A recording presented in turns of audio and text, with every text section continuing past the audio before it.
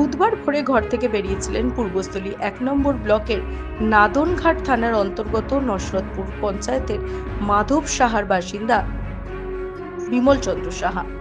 পরেই সকালে ওই ব্যক্তির রহস্যজনক রক্তাক্ত দেহ উদ্ধার হয়। স্বাভাবিক মৃত্যু নয়, তাকে খুন করা হয়েছে দাবি পরিবারের।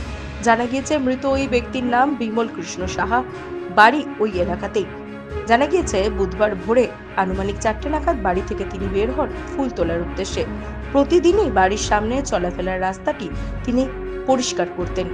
আর 5টা দিনের মতন এই দিনও তিনি বাড়ি থেকে ভোরবেলায় বেরিয়েছিলেন। প্রতিবেশীরা তার স্ত্রীকে সকালে খবর দেয় রক্তাক্ত অবস্থায় পড়ে রয়েছে বিমলবাবু। মাথার পেছনে আঘাতের চিহ্ন, পরনে থাকা গামছাও খোলা। মৃত ওই ব্যক্তির স্ত্রীর দাবি বিষয়টি স্বাভাবিক নয়, সঠিক তদন্ত হোক। মৃতের পুত্রবধূ বলেন, আমরা বারণ করতাম বাড়ির সামনের ময়লা পরিষ্কার করতে, কিন্তু উনি শুনতেন না। এরপরেই আজ এই ঘটনা ঘটে। মৃতর পরিবারের লোকেদের দাবি ঘটনাটি খুন। ঘটনাস্থলে উপস্থিত হয় নাদনঘাট থানার বিশাল পুলিশ বাহিনী। হাজির হয় নাদনঘাট থানার আইসিও।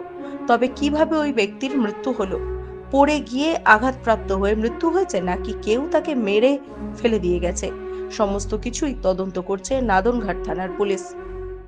ভোরবেলা উঠে নিয়ে ঠাকুর পুজোর ফুল তুলে নিয়ে উনি ঘরে আসে, এসে নিয়ে উনি আবার গামছা কি ধুতি পরে নিয়ে আবার বাইরে আমার ওই বাড়ির রাস্তার মধ্যে সবাই নোংরা ফেলে, সেই রাস্তা পরিষ্কার করতে গেছে। ওই বাড়ির সামনে নোংরা ফেলে? হ্যাঁ, আমার রাস্তা ঢোকার রাস্তাটা যে ওই রাস্তার মধ্যে নোংরা ফেলে সবাই।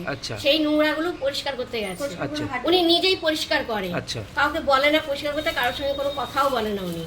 তারপর এবার পরিষ্কার করে, প্রায় দিনই পরিষ্কার করে উনি। এতদিন কিছু হয়নি, আজকেই এই ঘটনাটা ঘটে গেল। এই ঘটনা ঘটলো যে ওনাকে মার্ডার করা হয়েছে। হ্যাঁ, উনি এইভাবে স্বাভাবিকভাবে মরা না, আমরা দেখে যেটা বুঝলাম। ওনাকে মার্ডার করা হয়েছে? হ্যাঁ, ওনাকে মার্ডার করা হয়েছে। আচ্ছা, আপনি কাউকে সন্দেহ করছেন? আমার সন্দেহ বলতে আমি এখন আইডিয়ায় আছি, যাকে আমি এখন বলবো না, কারণ আমার আগে তদন্ত হোক। আচ্ছা, হ্যাঁ, তদন্ততে কি বলে আমি সেটা দেখবো, তারপরে আমি বলবো। কি চাইছেন এখন? আমি এক বিচার চাইছি। পুরো মার্ডার করেছে। উনি সুস্থ স্বাভাবিক মানুষ, ওনার একটা রোগ ব্যাধি ছিল না যে উনি হট করে মরে যাবে। ওনার কত আশা স্বপ্ন।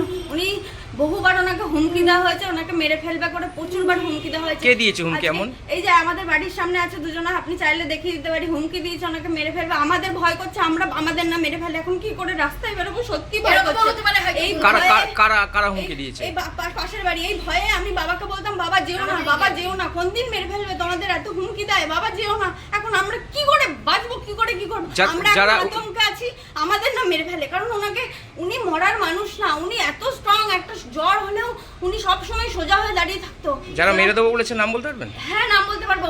এর আগে ঝগড়ার সময় ওনাকে হুমকি দিয়েছে মেরে ফেলবে। আজকে উনি যে মরে গেছে, মানুষটার পৃথিবীতে নেই, তাও ওই জায়গা সম্পত্তির কথা তুলছে, বলছে ওই জায়গা ওনার না, উনি তো আর নেই, তাও তোদের জায়গা নিয়ে যেতে হবে।